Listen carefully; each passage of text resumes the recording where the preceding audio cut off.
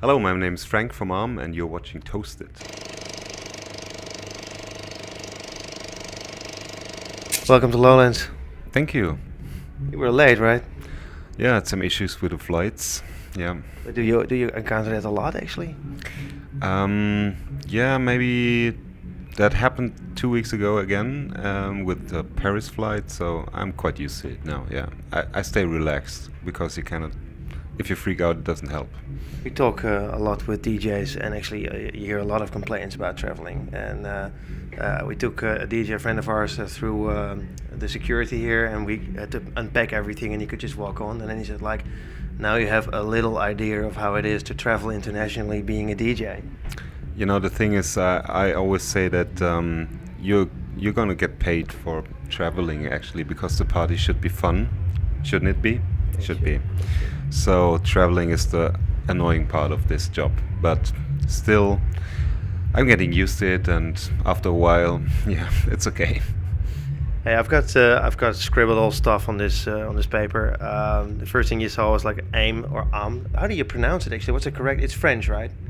I think this is the most asked question. But nobody knows it. Even the hardcore fans that I ask, they're in discussions. That's okay. It's called because it's French. And it means soul, right? It means soul. Okay. And who came up with the name? Both of you guys. No, Christian was it.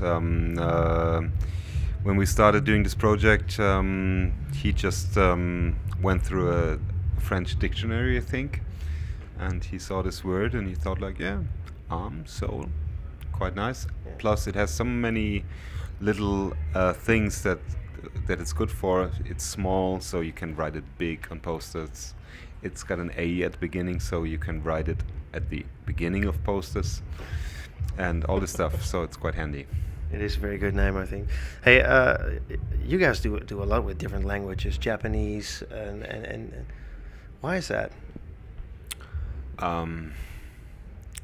Maybe it sounds good, or is there a big thought about it? Or? I think it's about being a bit mystical, maybe, with the names. We don't want to say things straight off. Like, I mean, in the beginning we did it with the first tracks. They were called Tonight and Life Changes and stuff. But now it's a bit about, you know, we don't have lyrics in the tracks, so it's not about a certain meaning. It's more like a feeling. For example, we did this track Ngoli, which was dedicated to South Africa, and Ngoli is the wrong spelled Afrikaans name of Johannesburg. Or Ray, for example, is a Japanese way of saying show you respect. Okay. Because I was delving into that, and I found a lot of stuff like Shiro means white or castle or generation. Mifune means is Japanese actor. Yeah, exactly. It's Toshiro Mifune especially is the Japanese how you call this, director. Yeah. So yeah. So that's where you. I mean, is that the way that you? Is it also about that artist? Yeah, because Put it away now. Yeah, well, it's just I have to pronounce the names right. No script anymore. That's it free. Okay. But I mean, does it work like that? Do you make a song and then you think like, well, we're going to write this song about a Japanese actor, or is it just? Depends. Most of the time, I would say we do a song and then we think, or we have a certain feeling, to what it depends, or what is in our mind at the same time. So with Mifune especially, there was really, we were watching all this Toshiro Mifune movies at that time, and we were so hooked of this, and yeah, that was just like the period of time in our life that made up this music, so we call it like this. I checked out the website of your label. There's way more than just a label. It's like the merchandise is fantastic, the clothing is fantastic. Who does that? Do you guys all do it yourselves, or is it a group of friends? I mean, the clothing is maybe more Dixon's thing, and Christian as well. But yeah, we're all sitting together, and it's all about having ideas, discussing the ideas. It's a lot about discussion at Innovisions, and find a solution that all of us three is happy with. It's the same with music, or with t-shirts, or with a laptop bag, or whatever. We all have to just agree to this, and we have to love it. But do you discuss a lot? I mean, does it take long, or do you guys really? Yes, of course. You're not in line. There's 3 opinions. What do you think? of course it takes a long discussion, three really different opinions sometimes, and that's cool. And then we have also Alex, our employee, who is like he's a 22 I think now, 21 or whatever. He has also different opinions, and that's great because we can always learn from other opinions, each of us. I talked to Dave Clark this afternoon, and he said, you know what I like about AIM is that they forecasted the downfall of minimal. We forecasted the downfall of minimal. So it's our fault. I don't know. You saw no. It's like you saw it coming. You were the first to see that.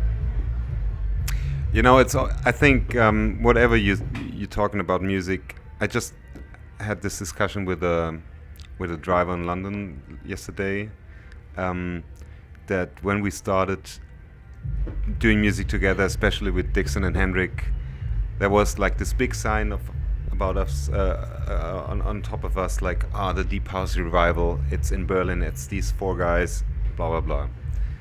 But then, eventually, after a few years, you now see, there's Soul Clap and Wolf and Lamb and that's a disco or the Deep House or whatever revival. It's always about revivals, and I really think I don't care about this.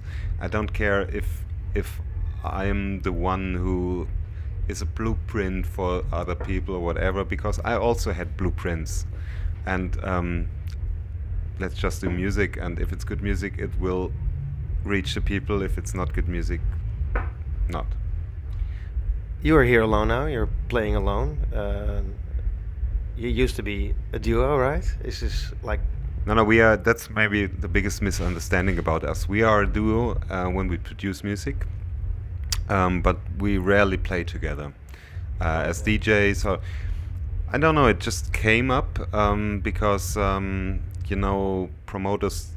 At the beginning, when you start doing music, promoters don't want to pay 2 flights, 2 hotel rooms, 2 fees, blah blah blah. And besides that, we had a lot of requests, and so it was quite handy to split up and play in different places at the same night, like double earning, whatever.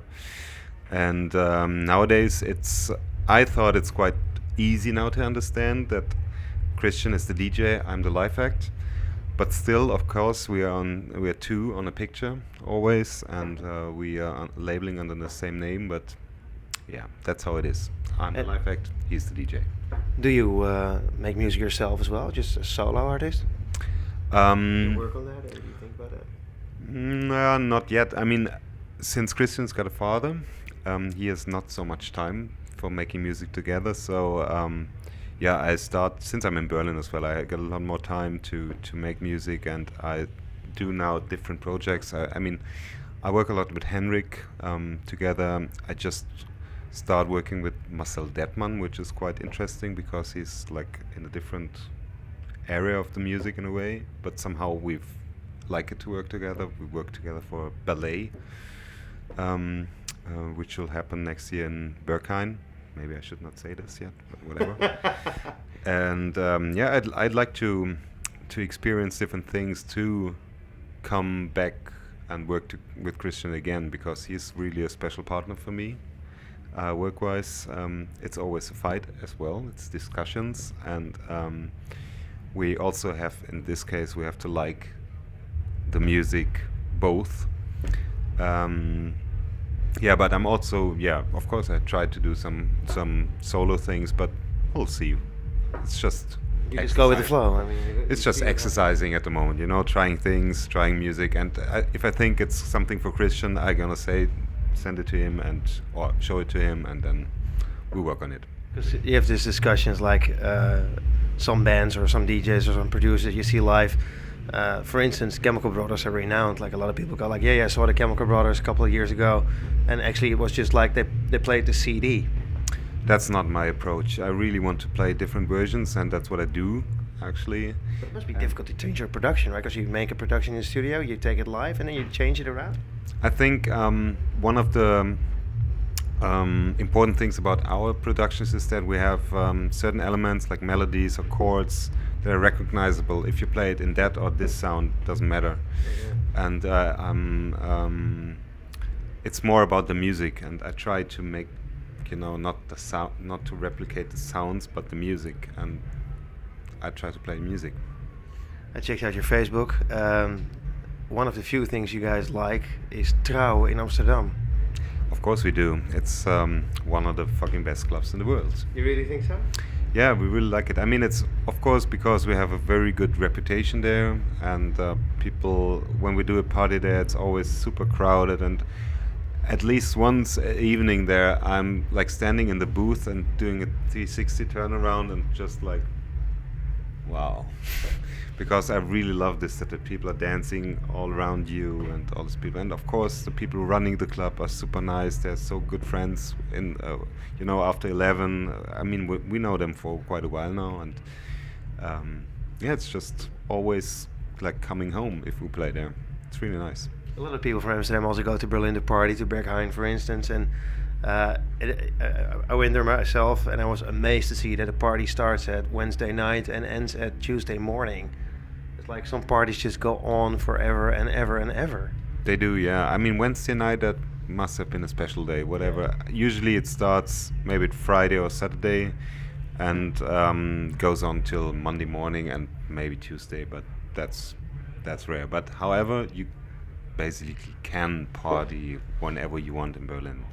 For 3 days in a row. I mean, that's weird. If you want to, if you want to. You want to? People do. You want to? I could. Yeah, I couldn't. Yeah, I think I couldn't. I couldn't either. But I try my best. Hey, when will you be back in Holland? Because you play the festival now. You're going to be back in Trouw? We're going to be back in Trouw for the ADE, Cool. which will be, I think, the Thursday, and we're going to do a special evening, of course. First, we're going to show in the afternoon. We're going to show a silent movie from the 20s. Oh, you did the Cabinet is Dr. Caligari. Cabinet of Dr. Caligari, exactly, and we're gonna play the music live for that, which will happen in the afternoon, I think, and after a break, we're gonna do a party. Talking about the movie, how did that come about?